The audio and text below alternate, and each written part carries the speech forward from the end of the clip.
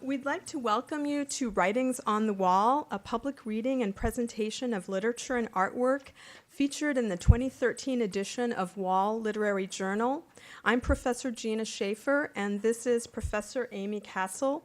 We served as faculty advisors for this year's issue. As a campus literary magazine, Wall is devoted to showcasing the literary and artistic talents of students here at Saddleback. Now in its 13th year, the journal is published annually and distributed on campus in the fall semester. This year's Wall is a beautiful tribute not only to the students whose works are featured on these pages, it's also a testimony to the immensely talented students who served on the staff this past spring. They were involved in reviewing and selecting student submissions, layout, design, editing, proofreading, and publicity. Last year's edition of Wall received a first place award in a national competition among campus magazines sponsored by the American Scholastic Press Association. Our Wall has a solid foundation in the form of administrators, faculty members, campus staff, and community contributors who lend their support to the publication. I'd like to acknowledge some of those supporters who are in attendance this evening. Please stand when I call your name. Dr. Kevin O'Connor, Dean of the Liberal Arts Division.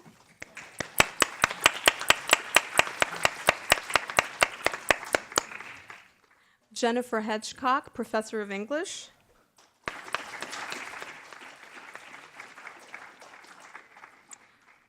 Shelley Banga, Professor of English. And I don't know if they were able to make it. Haver Akhtar and Giselle Leftwich of the Liberal Arts Division. I see Haver. Okay.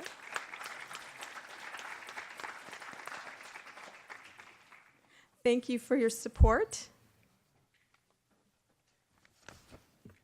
Our lineup of readers and presenters this evening offers a diverse range of artistic styles and subjects ranging from the sentimental to the sinister, from the comical to the catastrophic. You'll note in the program that we've listed the page numbers for each work. Please feel free to follow along as our authors and artists read excerpts from their work and discuss the creative inspiration behind their fantastic, wonderful, amazing talent. In order to accommodate an assortment of works, we have limited each piece to 5 minutes, so only a portion of some works will be read. In that case, you're encouraged to finish what we have started here. Just to the readers and presenters, because of the 5-minute time limit, if we find that you're going over a little bit, I'll be shaking a maraca, so that's your cue to start wrapping up. All speakers and presenters, please come to the middle to deliver your information. Now, you've seen her image on the cover of Wall and on posters throughout the campus. You might wonder, who is this mystery woman in the wall, whose face we never see? Well, it's none other than the artist who snapped this captivating image of herself digitally silhouetted among castle walls in Syria. I'm pleased to introduce Iman Mujtahid.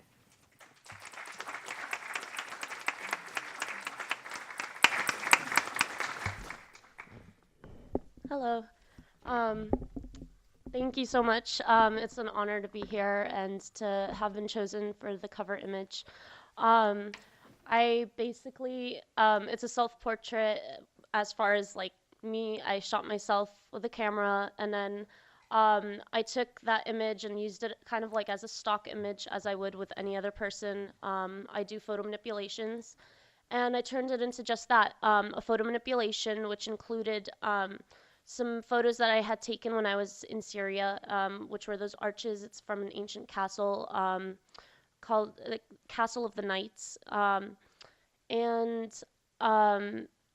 far as the corset that I was wearing, I made that corset by hand through the corset class taught here at Saddleback with my professor Laura Bonzel.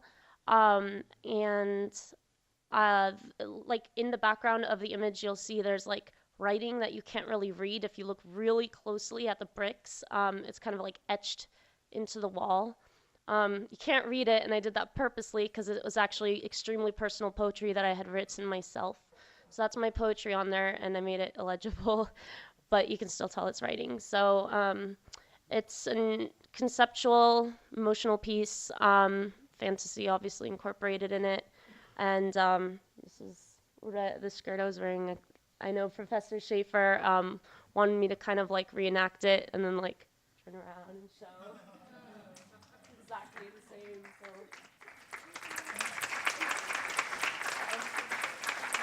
Thank you. Thank you very much. Thanks. Thanks so much, Iman. That was incredible. Our next piece will be read by Adrian Cross, The Victorians.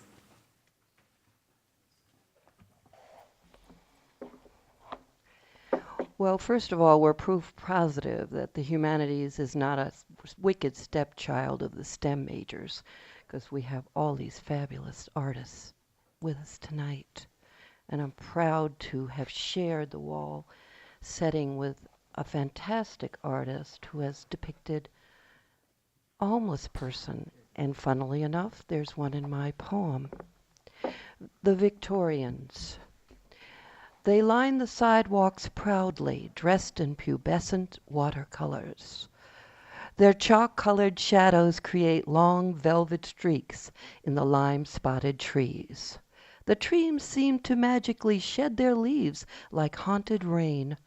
While this may be an illusion of both sight and sound, illusions are, after all, only peripheral in nature and tend to vanish like fireflies. The hard, wintry branches of the trees scrape against the darkened window panes, which are the homes of black widows, both human and insect. A solitary homeless man curses as he stumbles down the oily black streets. He curses softly as he passes by an occasional lighted window, a scant harbinger of warmth. In the fetid alley nearby, a vile striped cat hisses, arching his thin back in the rain. High on the roof, a brass weather vane slowly levitates, first north, then south, to and fro, aimless as a broken wing. Only the reckless and the homeless are out on this frigid night. The San Francisco fog, arriving on time, embraces the painted ladies in petticoats, standing rigidly on the hill. Its turgid, cold fingers soon curl about round them with a sigh.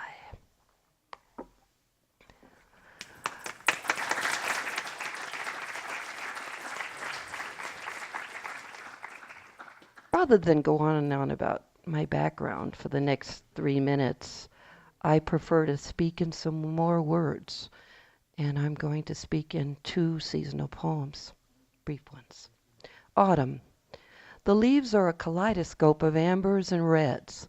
The fog is the sun, masquerading as a gremlin. Cool air pricks the hard surface of the earth. A moonstone becomes a monotone, awash in purple haze. Silver slivers of sunlight form prisms from raindrops. Blackbirds cluster in packs, wearing witches' frocks. The moon is an interloper in midnight blue. Halloween night. Halloween night, incandescent isle of light. Black cat's eyes caramelize, then marbleize in the night. Witches' crews stir witches' brews beneath orange hues of flickering light. The mournful cries, the inhuman sighs, vaporize in mid-flight. Halloween night, unholiest of unholy nights. Your ancient tombs and fetid ruins stand waiting for the light. Skeletal patrols caress silent knolls 'neath the shadowy bowl of moonlight. Halloween night, unrepentant earl of fright. Fly like a troll, shriek like a kite. Elevate my soul to an earthly height. Then let me drift down to earth after just one flight.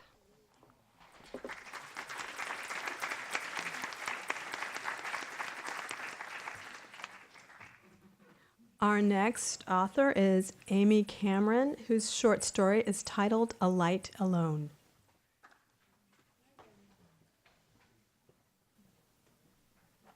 Thank you, Professor. Just a little bit about myself. I recently went back to school for creative writing, and I'm going to read an excerpt from my short story right now, A Light Alone. It's a story of an old man named Frank who's having a hard time finding his place in the changing world. And I'll be reading the last part of the story. It won't give you a complete sense of Frank's life, just a bit of his struggle to stay relevant. Daylight was beginning to fade when the young man returned to his car. The cocky twist of his mouth straightened out as he noticed a white slip of paper tucked under his windshield wiper. "You called the cops on me?" he yelled up at Frank, who waited at an ancient beach chair on his front porch. Frank watched with satisfaction as the young man tore the parking ticket from the wiper blade and glared at it, his color rising. "I told you not to park in my handicap spot." $380. Are you kidding me?" the man roared, charging a few paces across the narrow city sidewalk towards the steps leading up to Frank's porch. Frank tensed in his chair. "You broke the law. It's not my fault. I told you not to park there, and you ignored me. Now you can't ignore that ticket." "Like you even had somewhere to go," the kid said through clenched teeth. Frank's neck throbbed with his accelerated heartbeat as he watched the guy's fists clench, thick arm muscles bunching under colorful tattoos as the young man mounted the porch stairs 2 at a time. Sweat dripped into Frank's left eye, stinging it, burning it. A sharp pain ripped through Frank's chest. His tongue felt heavy and thick, making it difficult to speak.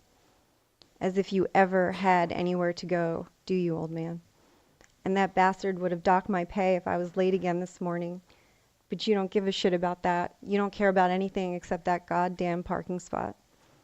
The young man stalked across the porch to within arm's reach when Frank slumped sideways out of his chair, tipping it over and knocking his head against the concrete floor. A fire truck responded to the 911 call. Firefighters found the emergency contact information in Frank's wallet, and his son Anthony arrived as Frank was regaining consciousness. "Dad, are you okay?" Anthony kneeled over Frank, squeezing his hand. Frank's eyes moved from his son to the firefighters standing on his porch. "What happened?" "You're going to be just fine, Mr. Mettello," a firefighter answered. "Looks like you fell out of your chair there and hit your head. You were out a few minutes, but we took your vitals and everything looks good. It was just a little anxiety attack." "So I didn't have a heart attack, Anthony? Where's Mom? Does she know yet?" "No, Dad, not a heart attack. Everything's going to be okay." "Where's Mom? I need to tell her I'm all right." "Dad, Go inside and get your mother right now," Frank snapped. "She must be worried sick." "Dad, Anthony blew out a long breath and looked away. He raked a hand through his hair.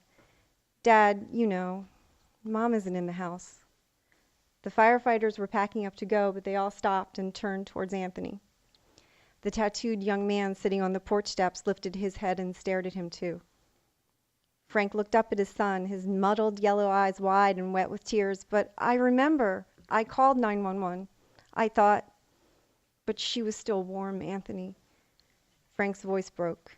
His frail body began to shake as his son wrapped his arms around him. "It's okay, Dad. I know." After a moment, a firefighter cleared his throat.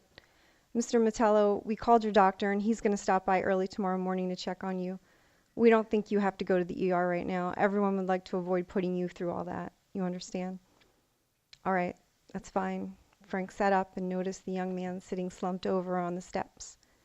Dirty hands twisted into greasy hair, his elbows on his knees. He was staring straight down at nothing. Anthony helped his father to his feet, and they made their way into the house. Frank woke up 2 hours later, not hungry for dinner.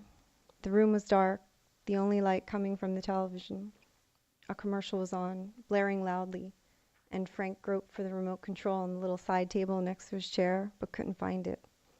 God damn that woman. She doesn't even watch TV. Why is she always touching the remote?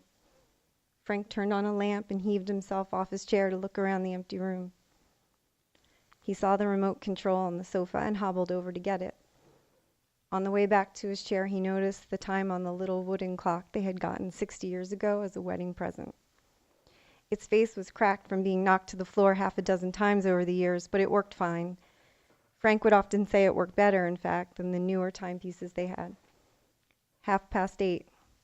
I'll bet she's already gone to bed now, too, Frank said, and blew out a long breath as he stared at the clock, not moving. Then he turned and dropped heavily back into his seat. The end.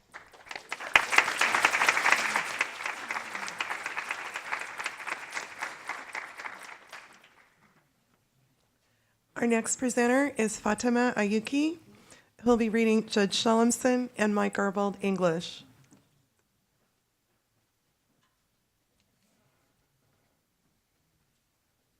Hi everybody. I'm a little different from all the students in Saddleback College. I'm Iranian. I'm a survivor from the political prison that I was tortured by the electric shock. I lost my memory, and when I came to America, I was broken, I was disabled, and American and Saddleback College again boost me up to find my life. And this is the Saddleback College after they worked for me, from Mrs. Roney, the first class that I have 2003 in this school, to Wall class with Professor Sheffer. So after this years, again, I found my memory and write this book, The Silence of Clamor, that is about the women in Iran that is under the pressure. They lost the children, they lost husbands, they lost boys, they lost girls, and they are very sad. Okay, and my essay in this wall is Judge Shalomson and Mike Garbold English. Just I read some of the passage from this book. Just I tell you, when as a immigration, foreign people come to America, you have very different vision. So I tried explain and dramatize this site. It is now 3 months since I have been in America. A dream comes true, but too late. It seems like a dream of heaven, but you have to die first. If you want to go to heaven, first you have to die. I can see your smile, but let me explain, because there is a tragic behind this story. Most Iranians are against the religious fascists. So in order to save their life, they run away from the hell that the mullahs, a humble name for the government leader, have made for them. They go to the borderlines country to apply for American visa, but they are often denied and returned back home. Unfortunately, when they come back, they will be arrested and tortured or executed. Sometimes those that are tortured will have another chance to go out of the country, and this time they will receive an American visa. That I did. Let's go back a little. I don't read them because it's too much for you. In immigration, so when you come to the America, you have to go to the immigration court. So we are talking immigration court. In immigration court in Los Angeles, after I passed the security line, I went to the courtroom. The room was almost full of the people whose dream has come true like me. They were from different countries. I looked for my attorney. She was sitting in the first row of the benches. This part is separated by the wooden gate from the other part. Exactly at 9 o'clock, the door on the right side of the room was open. The first two women in the formal dress, then the judge with a black robe came in. He was a tall, thin man with a trusty face. I stood up and my attorney followed. When I looked around, no one stood up, just us. We draw the judge's attention to me. Where did she come from?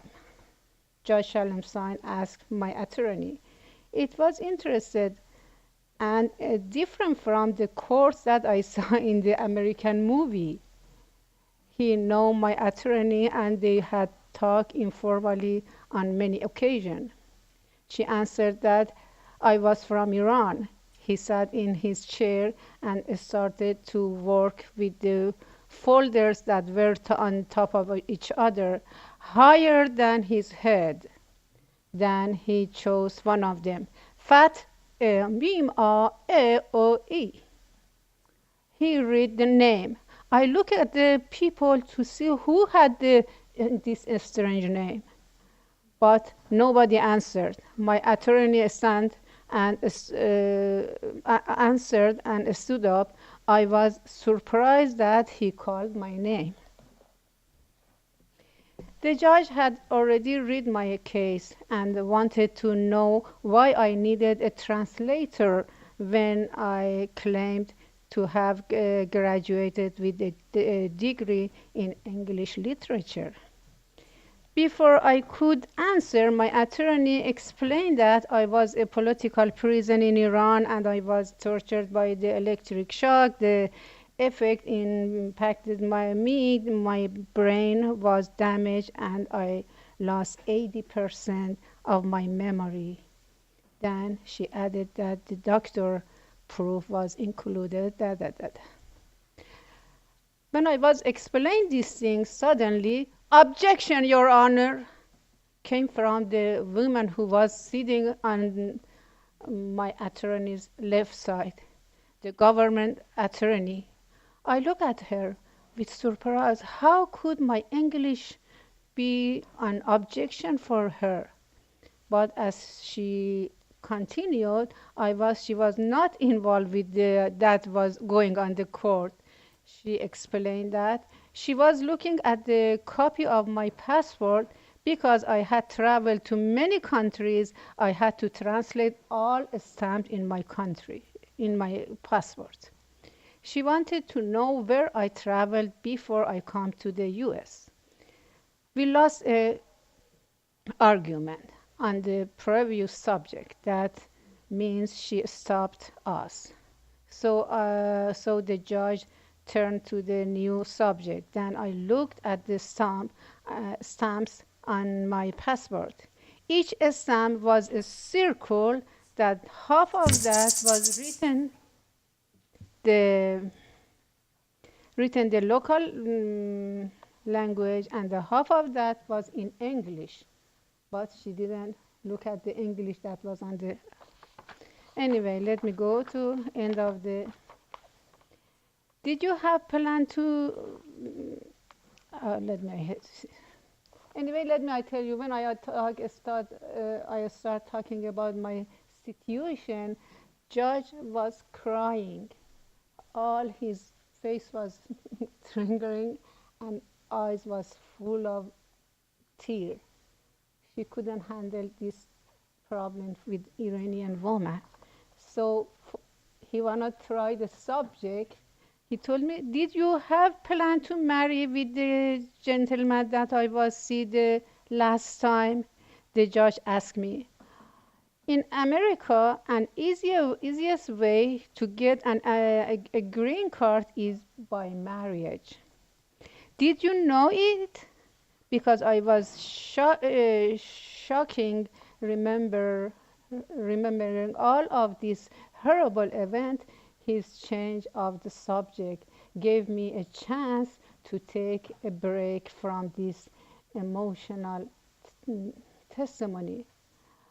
I answered by saying that I had asked him for marriage, but he told me that you have to be a resident in US. So he suggested that I go to the...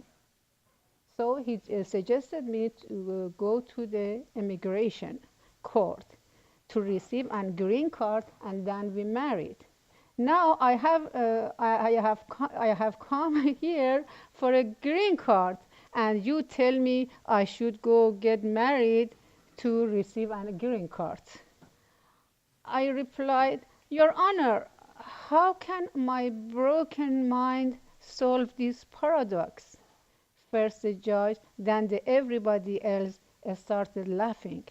You are right. So today in this court, your paradox will be solved. Judge Shalamsan said, Congratulations, welcome to America. Sorry, on second language. Our next presenter is Shannon Renz, who did the illustration for a short story by Ryan Van. And the story itself, Ryan could not be here, but it's a mystery story, very suspenseful story about this house that has a dark passageway with these objects, including an orange and a notebook. So the stairs were really the most prominent feature in the story, and I really wanted to display that in my image. I liked how the orange, the notebook, and the reader all got wrapped up in the stairs, and I wanted to show that literally. So with the orange skin, it turned into the stairs wrapping around, and with the notebook, it was the pages coming out. The stairs turn round and round just like the reader's mind, wondering, which way do I go? What should I do? The doorway, slightly open on the bottom, invites the reader to open the door, unlock the mystery of the stairs. However, it doesn't really show you the answer. The story doesn't tell you the answer. It ends on a question. And so you have to decide the answer for yourself, and that was my favorite part. I loved that about the story, and I actually got really excited getting a chance to draw for this. So that's really what I wanted to focus on, is the mystery in your mind turning round and round. That's it.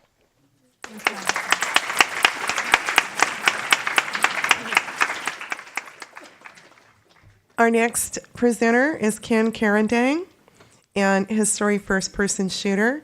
And I gave Mr. Karandang quite a hard time about this story. Hi, my name's Ken, and my story has to do with drone warfare. I had an idea that eventually, I saw a documentary about drone warfare, and I saw that the way the drone pilot would sit down in front of this computer, and there was a keyboard in front of him, and there's a joystick, and it really looked similar to a video game. So I had this idea that maybe eventually in the future our technology would progress to the point where video games and drone warfare would sort of be synonymous. Like if you guys might know someone who plays a video game called Call of Duty, it's basically like you have this guy on the screen and he runs around shooting people. Well, I thought maybe we might have drones that are robots like that, and someone could be thousands of miles away controlling a drone like this with a video game controller. And so I wanted to write a story about that, but eventually it became more of a story that was, it was a story about what a drone pilot has to go through. I once read that even though the drone pilots aren't actually in the war zone, that they still suffer from post-traumatic stress syndrome. So without further ado, I'm going to read part of my story. Sensing his presence, the lights turned on as he entered. He sat in a padded chair in front of an array of black screens and put on a headset. Within arm's reach, a single controller lay on a pedestal ahead of him. Its white plastic casing was molded so it would fit into two palms comfortably. In the place where the thumbs would naturally be lay two analog sticks for movement and aiming controls, as well as a few buttons that were positioned within reach. On the back was a red button that emulated the trigger of a gun, placed there for the index finger. Jackson took the controller and placed it in the correct position in his hands, and the screens blinked to life. A voice spoke through the headset. Private Arthur Jackson, SAID controller, identification number 03813. Please confirm. Affirmative, Private Jackson. Affirmative. Private Jackson 03813 on standby. Mission starting in 5, 4, 3, 2. The semi-autonomous infantry drone also known as SAID, was birthed out of the most classified niches of both military and science. It stood at a mere 5 feet tall and weighed about as much as an adolescent. However, its stature was quite deceiving. Beneath its Kevlar-enforced exterior was a network of carbon nanotube muscle fibers that gave this small android superhuman strength and speed. This function was, however, just for convenience's sake. It was equipped with a silenced submachine gun and an autonomous computer that bestowed it flawless aim, accomplishing the drone's true function. A fierce sandstorm blotted out the light from the sun and shrouded the earth in red. In the middle of this pandemonium, the drone stood, apparently lifeless, but its vessels of wire were charged with energy. Then it received its commands. The artificial muscles in its legs flexed abruptly, and the drone bolted forward at inhuman speed. Soon, a magnificent mansion appeared behind the barricade of a brick wall. Using its autonomous computer, the drone calculated the dimensions of the wall. Scaling the wall, it landed on the other side, its legs emitting a pneumatic sigh. Then it sped off toward the mansion. Thank you.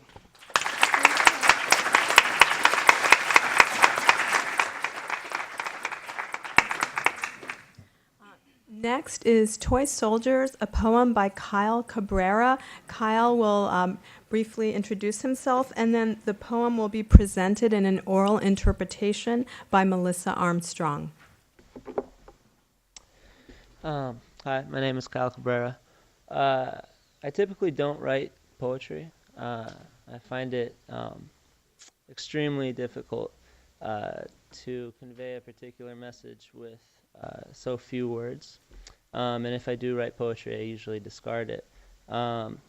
However, with this particular poem titled Toy Soldiers, I felt that I was adequately able to express my views on war and the politics involved. So I'm very excited to hear Melissa Armstrong's oral interpretation of this poem. So without further ado, I'll turn the mic over to her. Thank you. When I was just a little child, a box of army men compiled. They marched outside into the dirt. I would go to war for sport. A hammer made them into ruins, their bodies looking mostly human. A weed whacker spun to bend their form. Their humanity now looked lukewarm. The nails pierced punctures through the men, their voices screaming in my head. Fireworks strewn them like confetti, my face and palms becoming sweaty. A knife cut off their arms and legs. The men inside my head now begged. A match melted them into the mud. My eyes could now see wax green blood. Pliers squished their heads and bodies. Now my humanity was rotting. Screws fell like missiles from the sky. I couldn't help but watch them die. Formations doused in gasoline. I prayed to Mary Magdalene. When I was done, I couldn't breathe. I ran inside to watch TV. The toys still mutilated in the dirt. Now I look as an adult. Out my window where I was sighed, where the towers stood beside. I watch the news and Congress speaks and reminisce the after weeks. And I wonder if they ever played with army men or green brigades. If Congress had toys, his or hers. I mean when they were kids, that is.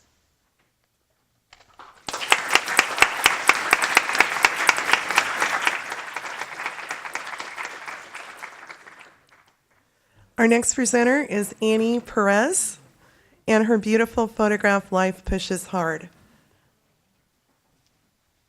Hello, good evening. Hopefully everyone's doing well tonight. It was a Sunday early morning. I woke up around 8 o'clock and my mother was in the kitchen cooking us breakfast. I was flipping through the channels and I forget what channel it stopped on, but it was Joel Osteen, the pastor, and he was preaching and giving his sermon. And my mom calls me into the kitchen and she tells me to eat breakfast. And in the background, I could hear him preaching words. And at this time, I was going through a phase in my own life. I was analyzing where I wanted to go and the dreams and desires that I had for myself. And I heard him saying, life pushes hard. And it stood out to me and it echoed as my mom and I were eating. And that relayed and gave me the title to my photograph. And I wanted to share with you my inspirations and also the steps that I took in order to take this photograph. So if you can look at the photograph, you see that the inspiration behind it really is that, for me at least, I felt like anybody could be in this situation. I became aware of it because I would see Matt, that's who's in the photograph, every morning before I went to school and every evening as I was coming back home from work. And I saw him probably for about good 7 to 8 months every day. And it came to my aware that I could be like that. And I needed to start making the right decisions in my personal life and succeed in the goals that I had for myself. So the steps that I did in order to take this photograph, it was pretty scary because I'm a woman and I was approaching a man that I didn't know who he was or what kind of mentality that he was gonna give back to me. So I approached him. I asked him if I could take his photograph. He agreed and said yes. He actually murmured a little bit. I didn't understand. And I asked him what his name was, and he said Matt. And he told me his last name, but I thought it was rude if I were to ask him, can you repeat yourself? So I ran across the street, and it was the main street, and he is on one side over the train tracks on top, and I went on the other side, and it's 2 main streets. So I went in the middle divider. I threw myself on the ground and started taking pictures, and he didn't do anything for the first 50 frames that I took. And I said, wow, this is a waste of my time. I guess maybe I should move on. But as I thought that, he stood up, he put his hand in his bag and took out bread, started drinking, and that was the moment that I just shot out into the front of the street, threw myself on the pavement. Cars were coming towards me, and I could hear them at a distance honking. And I said, I don't care, I have to take this picture. I took it maybe 3-4 times, and I said, I got it. And I leaped up, jumped on the other side where he was at, and he just stared at me and just laid right back down. And the cars were like honking and yelling at me to get out of the way, leave the old man alone. And I approached him and I told him, Matt, thank you so much.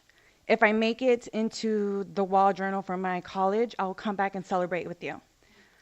A couple of months later, I received the email that I was placed. I stopped by, I told him what he wanted, and he said he doesn't need anything, of course. And I said, I don't care what you say, I'm gonna bring you something. I went to the store, bought him some cookies, some Coca-Cola, some baby wipes, and a beanie because it was cold during that winter. And this is actually the only photo and memory that I do have of him. After that, a week later, he vanished, and I don't know where he's at. And that's all I have. Thank you. I'm honored to be here and for you to listen to me.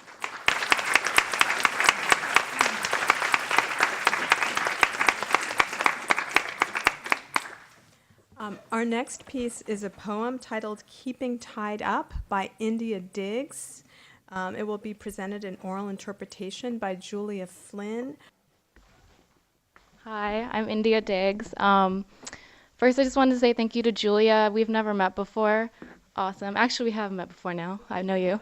So, cool. So, I just want to say thank you for taking the time to do that. It's really awesome. I'm really flattered. So, thank you so much. Thank you to Wall for placing me in here. This is kind of my first time sharing my work with anybody because it's pretty personal. So, but I guess my main message in the poetry I write, it pretty much all writes itself. I can't really tell you why I'm inspired or how it comes to be. It just does. But my message is that it's okay to be sad to anybody who goes through anything like that. It's not something to be ashamed of. And so I guess I'll let her come up and do that. Thank you so much.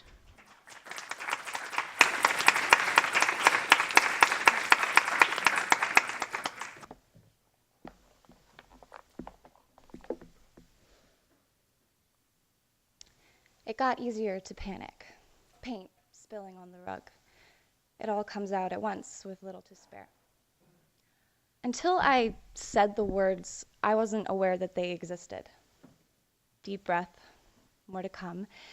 Inhale, inherently twisted. I want this person, all the flaws, the frustration, the waiting, this person with the deep blue sea in his eyes and the hope of a child. But I cannot stop the inevitable feelings that sink like dust on the coffee table. I want to bathe you in sunshine, and you want to soak in the rain. I will dry you with my rays, but you will drown me all the same. But I won't give up on you. But if I can't say what's on my mind, it will end up on my skin, scratched in. I will end up in the ground. But I want this. I want this right now. And in all my rational thought, I couldn't find one without you in it. Your name is branded on my brain, and your face is in the deepest of my sleeps. I could never rid myself of such a beautiful disaster, and so I let it sing. I let us drown each other in the dry heat. I could never let go of what makes my heart beat, beat, beat.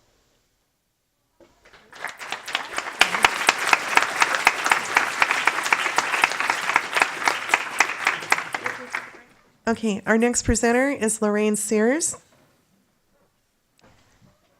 And she'll be reading an essay, Sin by Silence, The Chains That Bind.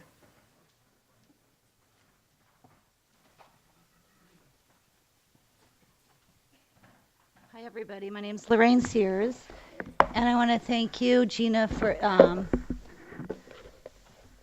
producing my story. I'm super nervous. I had it all prepared, and now it's all gone to shit in a handbasket. So I had something prepared to say, and it's gone, so I'll just speak the truth. I want to thank my sister for coming. I haven't cried about the story, now I'm going to cry. I know this is hard for you to hear, but thank you for coming.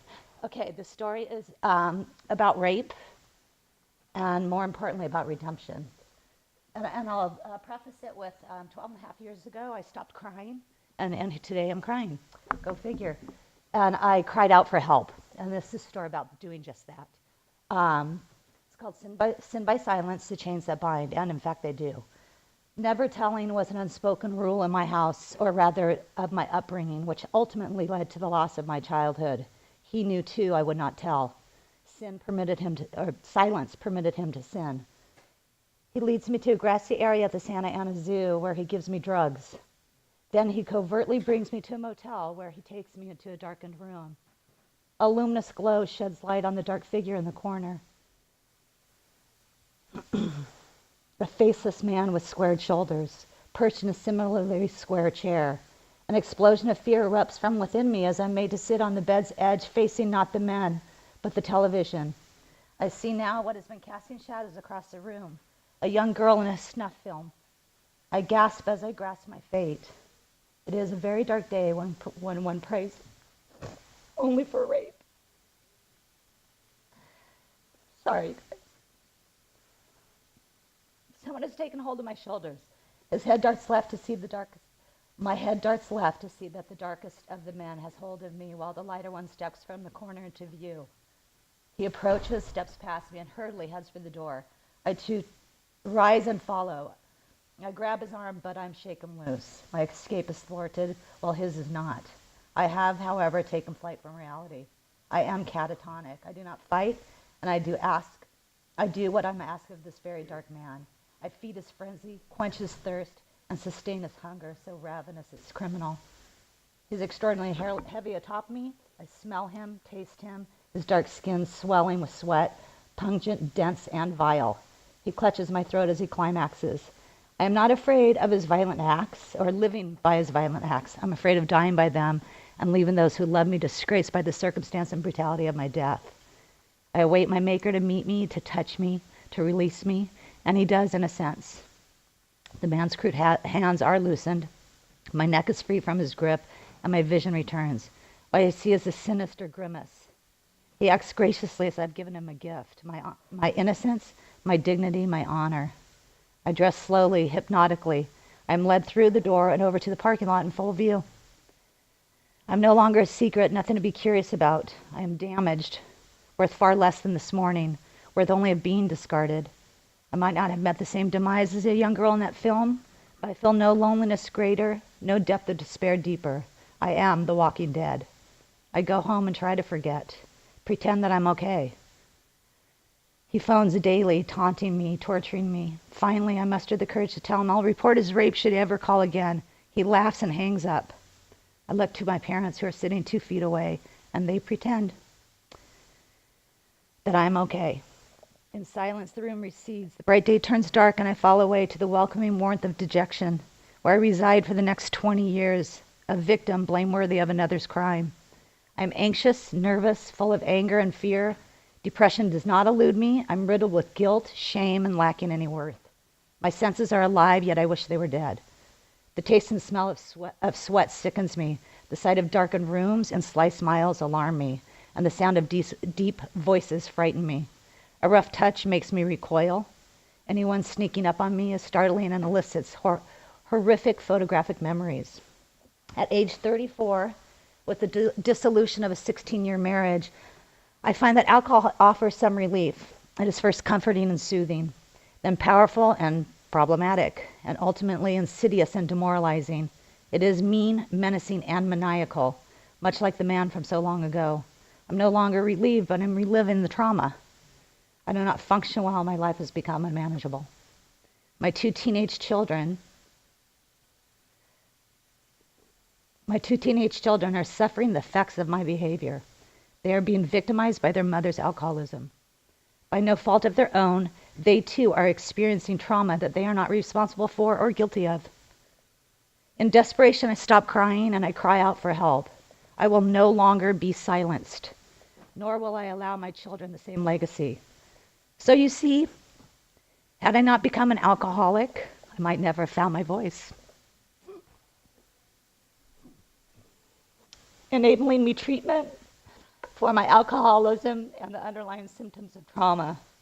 With thorough and prolonged care and management, I found a path to recovery. Traded humiliation for humility, replaced judgment for discernment. Learned that forgiveness freed me of victimization and secured me as a survivor. I became an advocate and a liaison for those suffering from addiction and sexual trauma alike, and most importantly, released my children and myself from our binding chains. Not very long ago, I drove by that zoo and the motel. There were no shadows or dark figures to be fearful of, no memories too horrid to escape. Yet I gasp as I grasp how this experience was undeniably a sin by silence that needs by rule to be spoken.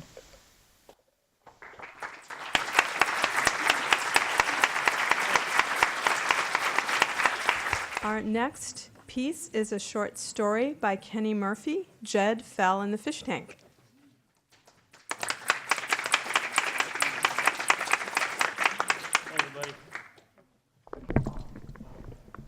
I just want to start out by saying thank you to everybody who put this thing together. I'm very humbled to be a part of this, and thanks again for coming out, everybody. So this is my my short story. It's the first one I wrote. It's really my first experimentation with creative writing, and I've actually grown to really like it, and I'm pursuing a degree in English, so with an emphasis in creative writing. So this is a story about a very grumpy fish who lives in an aquarium. He's a barracuda, to be exact, and I'm going to read you a little bit here. Our tank was right across the exhibit from the biggest in the opening hall of the aquarium. This thing was a giant, to say the least. Sure, people paid their respects, and the fans were always cordial to the crew and I, but to be completely honest with you, we had nothing on the tank across the way. It was the centerpiece of the whole place, a show stealer. My school and I sat in the shadows, forehead on fin, in disgust, and a little bit of jealousy ran through the filtered water of our tank. We knew that we would probably we're never going to have the spotlight of the aquarium unless a miracle happened. It might not be a big deal to you, but we Barracuda aren't much privy to coming in second place, especially not to a bunch of colorful, stuck-up gillheads in the tank across. We come up with we had come up with many last-ditch efforts to win over the crowd. We choreographed dance routines, but the lack of music didn't help the rhythm. My poor cousin Eddie was willing to put together a few jokes for a set, but because of the damn thick glass, the crowd couldn't hear a thing. It's a shame, too, because he had even had material on the mediocrity of aquarium food. Alas, we sat in defeat over the unsung attempts we had to win over the fish enthusiasts. I guess it's not all that bad here in the main hall, though. My buddy Vinny, the tiger shark, has his tank over by the daycare center. He's been complaining and filed a request to get transferred over by the angelfish. I don't blame him. Imagine a bunch of little humans grabbing your fins all day long. But still, he can daydream about those gorgeous angelfish that, between you and me, are definitely out of his league. Thanks, everybody.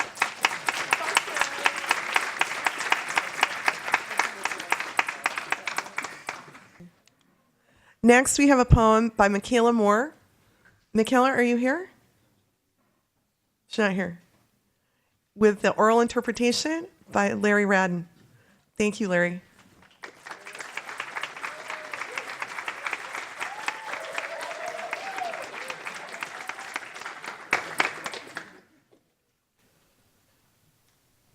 There's nothing so sad as the little girl that looks at me with those big doe eyes and the eager smile as she explains to me what a lockdown is.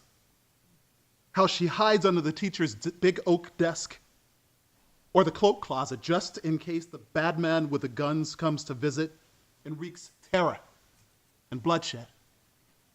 How she doesn't understand it's not a game of hide and seek, because if caught by the bad man, she'll never see 6 or 7 or prom. Her teacher might try to save her while the white light turns red with arsenal blood. Her teacher might fail, then murder could prevail. And we'd give candles and teddy bears to her funeral and grave. But I can't imagine this sweet little girl dead on the floor with a hole in her head, leaking her sweetness and smiles and giggles out on the carpet in a sticky puddle of red. The girl who squeals at every joke, who tries to tickle my tummy and my toes. The girl whose smile lights up the whole world and will try anything if she can just wiggle. But the bad men make her practice running and hiding and dying. And because she's only 5, the joke of death, it makes her smile.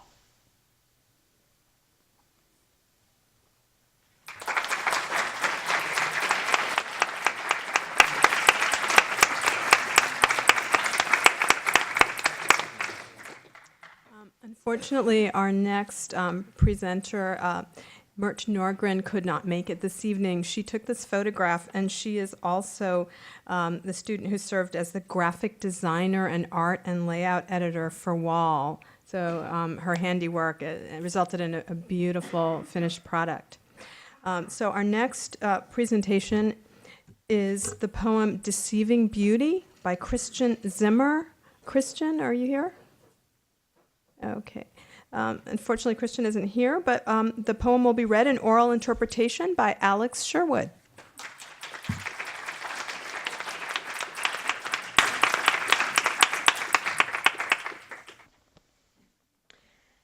Deceit springs to life in fatal attraction, conquers all obstacles of misled satisfaction, sums up the whole with antagonizing fractions, swallows focus with a seductive aroma of distractions, suffocates the mind with a lack of swift action, diffuses the heart when the time bomb nears reaction.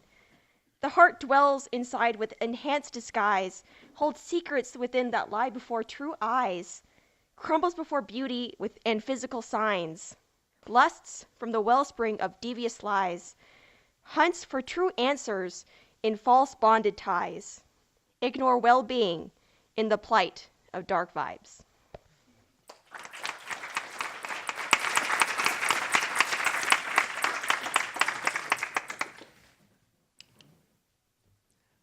Our next presentation is Kyle Campbell reading his short story called The Monster.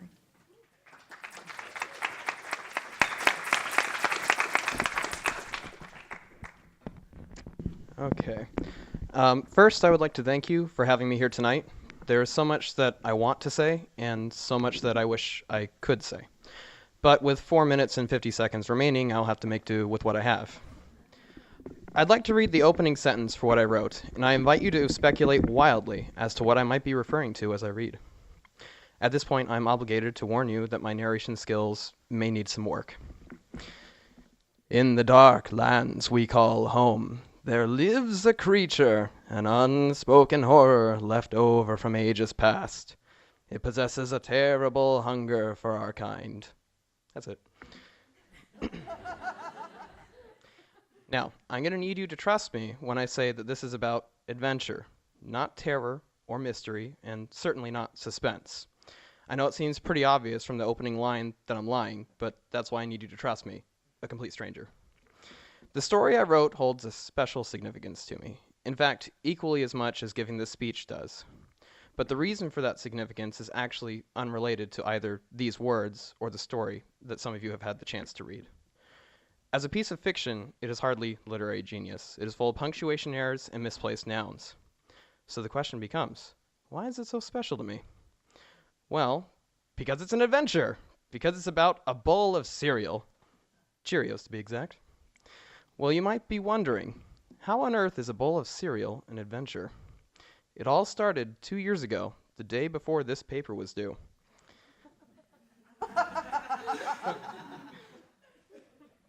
I was helping a friend of mine write an essay for her English literature class. Her prompt was pretty simple. Write a story. About anything. That's it. But, understandably, she was having difficulty pinpointing what to write. As a perfectionist, she was concerned that whatever she wrote would be boring. Somehow she had convinced herself that she wouldn't be entertaining. So, trying to be helpful, I offered up the idea that anything can be entertaining, if you look at it the right way. I proclaimed that she can make even the most boring thing extraordinary, so long as she knew how to approach it. Naturally, she decided to think of the most boring thing possible and challenged me to make it remotely interesting. And that is how I came to write a story about a bowl of cereal. So, is our bowl of cereal about to go on an adventure? Maybe rescue some Lucky Charms from the clutches of an evil leprechaun? No. In fact, the story covers about what anyone would do with a bowl of cereal, pouring it in a bowl and eating it. So where's the adventure? Flash back to the night before my paper was due. I still hadn't written anything, but at least I had been given a prompt. I was on a mission to make a bowl of cereal interesting. It turns out that what I'd been preaching wasn't as easy as I just made it sound. In fact, at least not with a deadline a stone's throw away. At this point, I would like to share a secret that I've never spoken until now. I was afraid. Not only because this story would likely turn into a hastily made train wreck, but because yet again I found myself staring blankly at that evil blinking cursor on Microsoft Word. Its constant disappearing act making me envious. You see, this had been a pattern for me. As far back as I can remember, I'd always put off responsibilities in favor of having one more chance to hang out with friends, or one more chance to save a fictional land with fictional characters and a fictional problem. But time has a funny way of catching up with you. And with each tick of that clock, I could feel myself sink lower and lower into that same hopelessness I'd always felt. But today would prove very different. In a rare moment, I did something absolutely incredible. I rolled up my sleeves. I have short sleeves today. Can't do that. Strapped on my metaphorical boots, wearing sneakers, and told myself not to fail this time. I had to draw the line here, this far, and no further. And more importantly, I finally saw a reward in doing hard work, written across the faces of the students in my class who read my story. One guy even said it played like a movie in his head. I find it weird, but neat that I can make someone hallucinate like that. So, mile by mile, I started taking my first steps in an adventure I found far more grand and beautiful than anything I had seen in a video game. It hasn't been the easiest road, but I've been told that's true of all the best stories. Since then, I have completely changed paths in my career choice. I still write stories, and currently have 5 in need of some tender-loving editing, along with a book of ideas that I keep close. But I've turned my gaze towards the stars to work with bits of metal and wire in the hopes of one day reaching them. Put less poetically, I'm a computer engineer. So that is how an unwritten story became a bowl of cereal, and how a bowl of cereal became the beginning of an adventure. All I did was change your perspective, so when you read those same opening lines a second time, in the dark lands we call home, there lives a creature, an unspoken horror left over from ages past. It possesses a terrible hunger for our kind. You'll see it as an adventure, not a comedy masked as a horror story, and instead of a monster, you see a little kid enjoying some Cheerios. Thank you.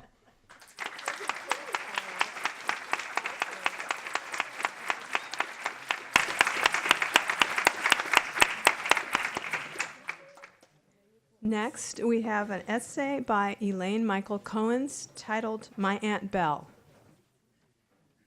My name's Elaine. I take 2 emeritus writing classes, one with Susan Hecht and one with Patricia McFall.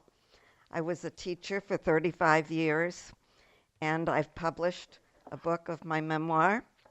But when I got the email saying that my piece had been accepted to the wall, I jumped up and down and waved my hands in a very childish manner.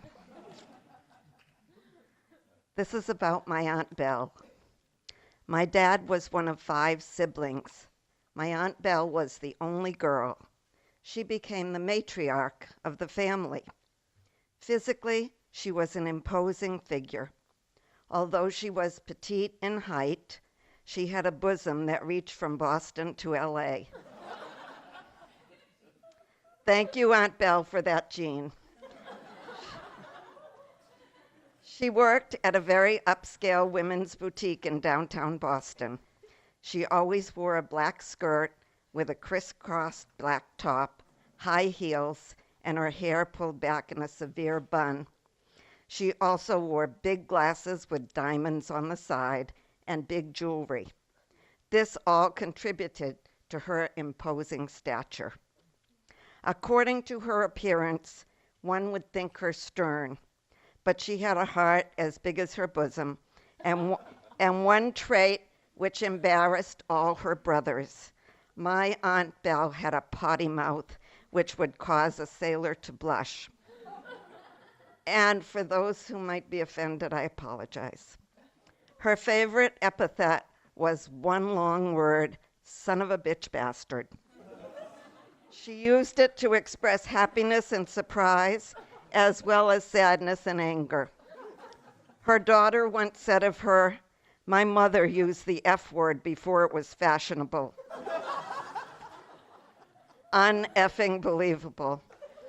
Aunt Belle brought home countless cashmere sweaters from her store as part of her sales commission. Her 4 sisters-in-law and her 3 nieces all had cashmere wardrobes. My parents both worked, and we had no money, but I went off to college with a drawer full of cashmere sweaters and a closet full of matching skirts. Un-effing believable. Aunt Belle was a great cook and made everything with real butter and real cream cheese and filled our arteries with gobs of cholesterol. That did not help our propensity for cholesterol-related ailments. She had a daughter who eventually passed away from cardiovascular disease and complications of diabetes. Her son passed away in his early 30s from kidney disease. Her daughter was beautiful and a talented dancer. Since she was 12 years older than I idolized her. In addition to showering all the nieces and 1 nephew with love, Aunt Belle also gave us many laughs. When my younger brother was about 5 years old, on one of our many visits to her house, she closed the door behind us and my brother began to scream, "You closed the door on Dada May!" Aunt Belle opened the door, looked around, and saw nothing. She did not know that Dada May was my brother's imaginary friend. She guffawed with great joy and repeated that story for many years to come. Sometime in her early 70s, Aunt Belle had open heart surgery. We went to visit her when she came home, and she told us this story, which is etched in my memory. As she was being discharged from the hospital, the orderly weighed her and said aloud, 100 pounds. She looked at him and said for all the world to hear, "Are you crazy? One tit weighs 100 pounds." Uneffing believable.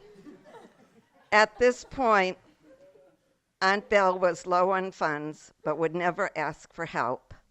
One of my older cousins wrote to all the other cousins, and we all chipped in to keep her in a small but bright senior apartment. We were able to make sure it was furnished nicely and she could have a degree of comfort. Although she did not know the source of this largesse, we were all happy in the knowledge that we could finally give back.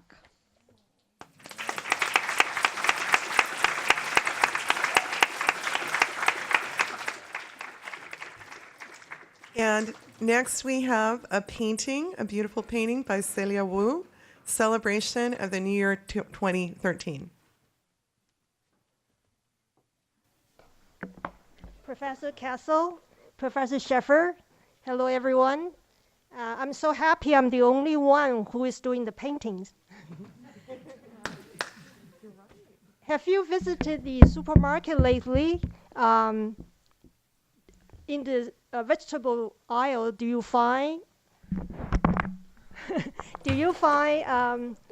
oh sorry, Gina, tomatoes and bell peppers and onions? Their art? My professor did. What he did is he went to the local supermarket, bought some produce with a Persian teapot, some old box and fabric, and put some lights. Voila, it's the setting for a direct painting. You probably wonder, what is direct painting? Direct painting is actually on the canvas, you put wet paint, layers and layers, and it's done. It's also called alla prima in Italian, meaning your first attempt. So this type of painting, you have to work really fast. Okay, the painting, to do a painting is almost like write the poetry or a fine piece of music. They are very important elements. Here is the painting. I'm going to show you why it is a very nice painting. First of all, you will see all the lines. The leaks, actually, they're diagonal lines and horizontal lines, and the boxes is vertical lines. On this, all these objects, they all have beautiful shapes. The teapot is bulk, or the tomatoes, onions, and peppers, they're round shapes. How about the box? It's rectangular. So on this two-dimensional canvas, actually, they have three-dimensional image. So the lines come from the left-hand side and creates magic. All the drama comes. The light and shadow gives values. Do you feel that the teapot actually is made of metal? Metallic? Yes. And the wooden box is made of wood. So the texture is very, very important for this painting. All the bright colors like red and green, it's happy colors. It's celebration of the new year. But also there's contrast. The light and dark value, also the bright and dull. You can see the onion is really kind of a really dark color, and the background is very dark color. The reflection on the teapot is like some kind of duck or abstract things going on. Therefore, the color actually also gives you a sense of temperature, very bright, and so when everything tied up, all the elements in balance, and this painting is in unity. It's done. It's 6 to 8 hours, a direct painting is finished. So now I would like to thank you for being a wonderful audience, and my deep appreciation for Wall Magazine to create this beautiful artwork of the journal 2013. And I hope the celebration will keep on going until many, many years, although the years come to an end. But I hope to see you guys next year too. Thank you.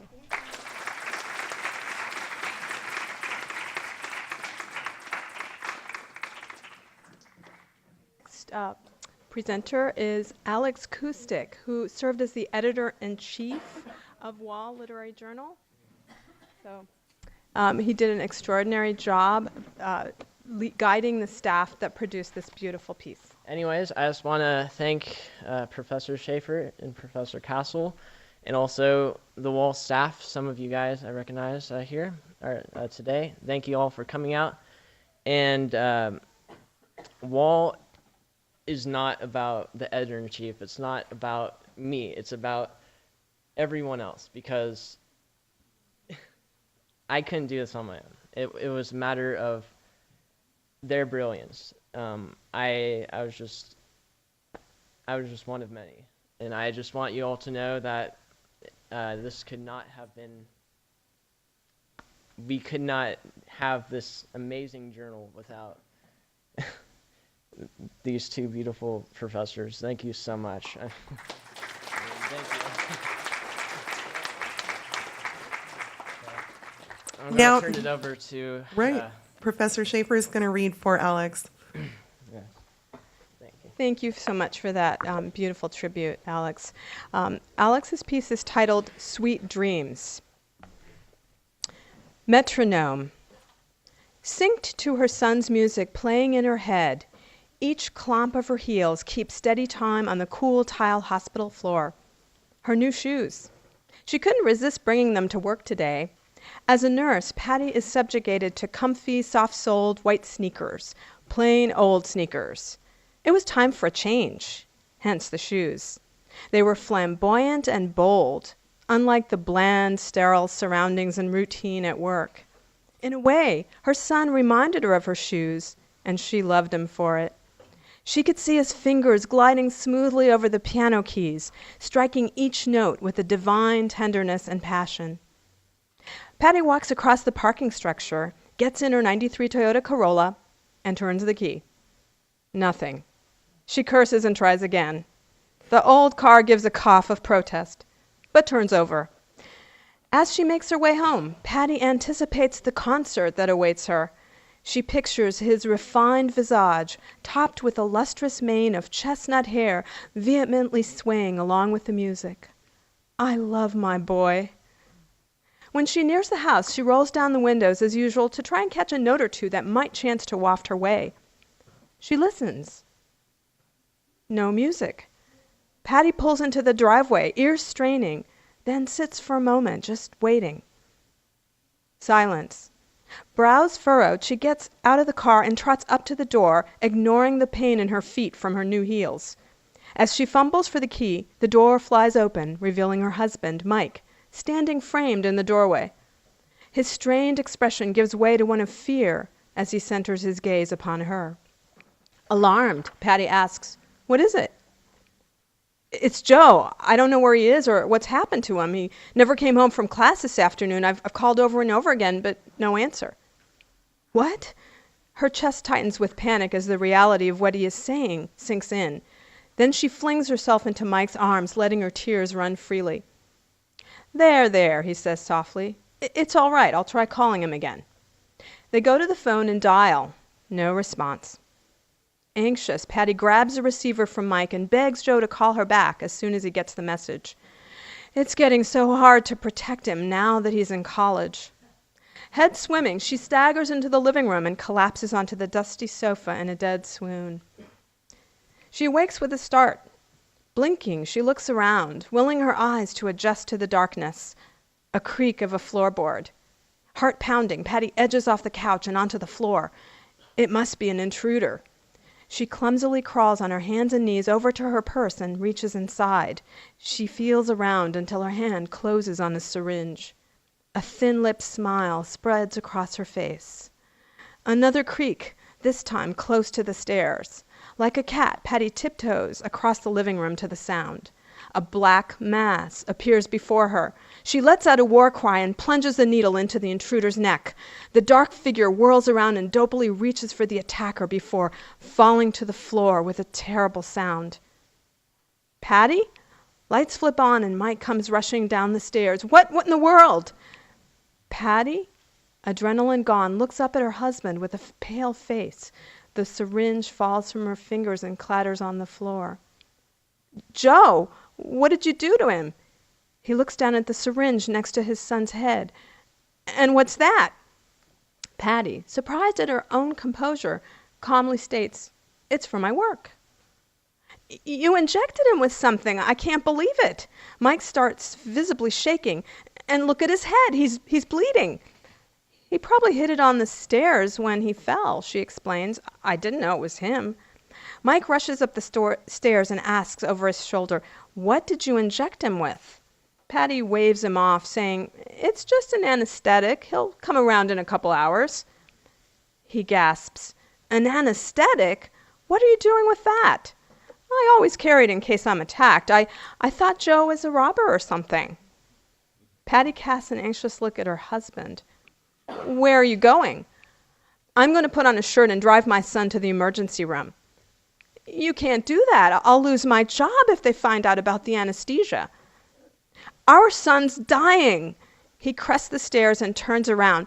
Don't just stand there. Help stop his bleeding. Patty kneels down and casts a glance up the stairs. Mike is gone.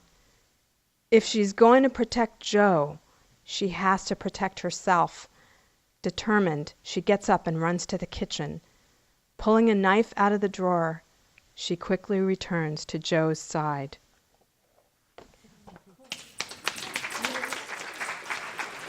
We have the short story Keys to Freedom by Ann Coffey. Wait to hear Claire's interpretation on this coming-of-age story. First, I want to thank everyone for the wall, Alex, all of you all. And I think Saddleback is just a fabulous school. I'm with the Emeritus program. And Claire, have at it. Okay.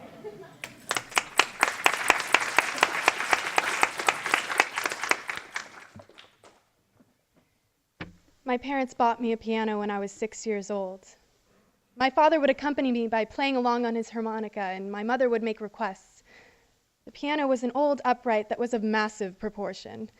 It looked and felt sturdy, being made of solid wood in a rich cognac color, changing from black to brownish tones depending on how the sunlight bounced off its lofty surfaces. It had been shellacked into a high gloss many times over, standing a good 6 feet in height. The piano covered a major part of one wall in our den, devouring all other objects in the room. The keys were a direct contrast. They were a dull ivory with a gray-yellowish tint, much like a row of large decayed teeth. It was an old Baldwin piano, circa 1914 or thereabouts.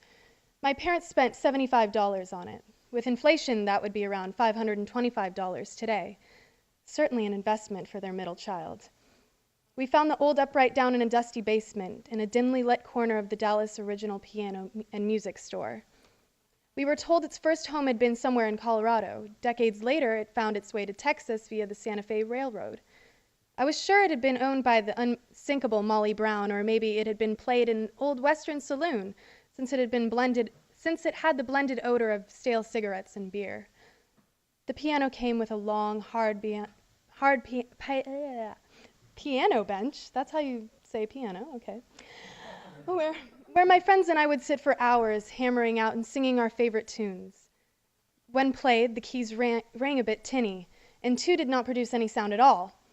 The highest notes occasionally would produce a ping or a flat tone as though not connected to the rest. Overall, it had a charming early Americana pitch, somewhere between vaudeville and a Scott Joplin jazzy sound. I loved that piano. However, I remember being required to practice at least an hour every day, which took me away from my friends in the afternoons. I began to feel stifled, resentful. By the time I was 10, my friends trumped practice and it began to show. In our house, most things were on the honor system. My siblings and I were latchkey kids. We were on our own until our parents came home from work. We had a lot of freedom in our early on in our lives and were expected to make rational decisions about everyday matters. My mother would declare, "With freedom comes responsibility." She expected certain things from us. From me, it was to master the keyboard with integrity and through self-daily discipline. Due to my tattling siblings and lower marks, my mother discovered that I was not practicing. She informed me that for every hour I missed of practice, I was to practice 2. She enforced this rule on the first day of summer break, rationalizing that I would have more hours to practice. I began to hate my piano. This big black thing was dominating my life. I would sit and look at the keys in disgust, wanting desperately to be free from its massive embrace. One day, I decided my piano needed a facelift, reasoning that if it looked better, I would play better. It was my piano. No one else played it, and I could do what I wanted with it, right? Without telling a soul, I took some of my babysitting money and rode my bike to the local paint store and picked out my favorite color, sunny side up yellow. I felt the freedom of this decision move over me like a paintbrush. I was happy and determined. That night, I hid the paint cans in my closet. The following day, it was going to be the big makeover. Fortunately for me, there would be no prying eyes because my sister and brother were away at camp. As soon as my parents left for work, I covered the floor around the piano with newspapers so they wouldn't mess up the hardwood. I knew I would get in trouble for that. I began early, first opening the can, stirring the contents, and finally painting. It took me all day to cover every inch of that mighty sound machine. By 4 p.m., I was done. What was once the gorilla in the room was now a new fortress of shimmering yellow. I gulped. I gulped again, quite expecting to see feathers shooting from its piano pores. I froze, realizing it was too late now to have regrets. I only had an hour before my parents got home. I had to think and act quickly. Panic set in. I cleared all the papers, cleaned up the den, put the chicken and the potatoes in the oven for dinner, and began practicing madly. I chose only my best songs. I chose only the one that my parents loved. I heard the door open. I heard my mother say, something smells good. My heart was racing, and I was playing the best I'd ever played in my life. Dad began singing along with my mother, who was in the other room. Suddenly, everything went quiet, except for me, banging out the marching chords of the Marines' hymn. I could feel my parents' presence, their body heat just behind me. I kept playing, now singing loudly as though everything was normal. Quite unnaturally, both my parents began singing again. I turned around, cowardly looking up at them. They were trying hard not to laugh. My mother, semi-serious, semi-not, had only one request. She asked if I would play On the Sunny Side of the Street. I turned back to the piano, not knowing whether to faint or cry, but robotically obliged. Not another word was uttered about that piano that night, except for the obvious question of why yellow. I did not have a good answer. I know now that it was about spreading my wings, flying to the sun and back, knowing I might get burned. Years later, when all of us had left our parents' proverbial nest and were discovering what the real cost of freedom entails, my parents decided to sell the yellow piano. They put an ad in the newspaper and immediately were swarmed with calls. Old Yellow was sold for $250 in less than 24 hours. My mother always said it was because it was yellow. Occasionally, I'll think about that sweet old piano and wonder what became of it. I hope there's another young girl somewhere, and she's learning to find her freedom among those keys in her own pursuit of happiness.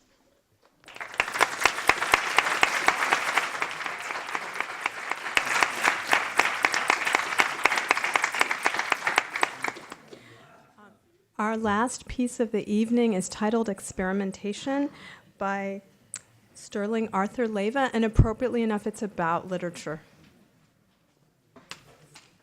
Yeah. Good evening, my name's Sterling.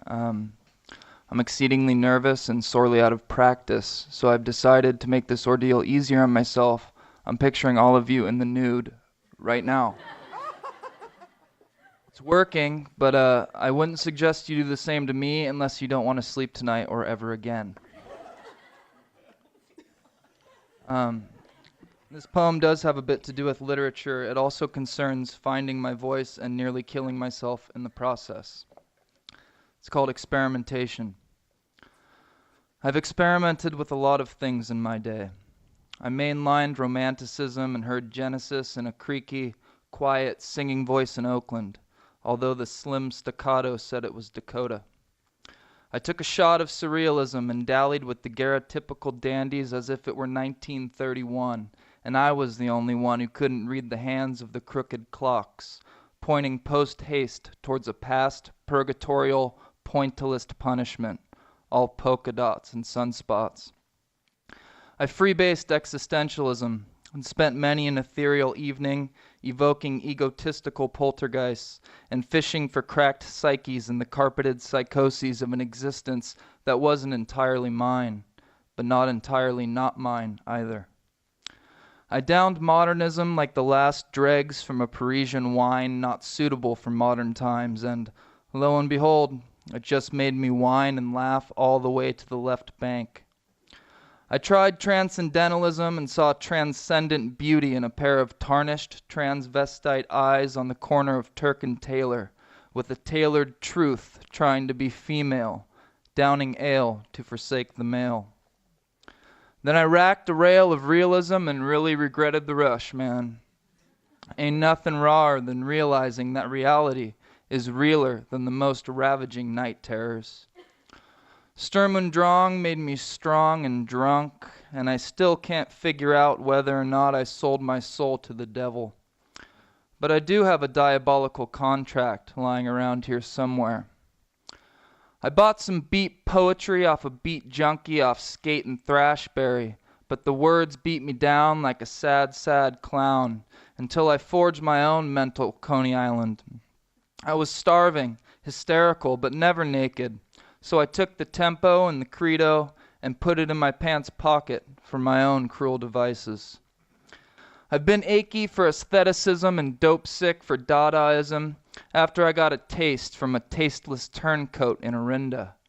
It all seemed Shakespearean to me, but it was mostly beer and shakes as far as I could see. Now I'm sniffing sentimentalism and seeing stars, and literary schools are like classic cars. They look real radical from afar, but try to buy one and you won't get far. Thank you.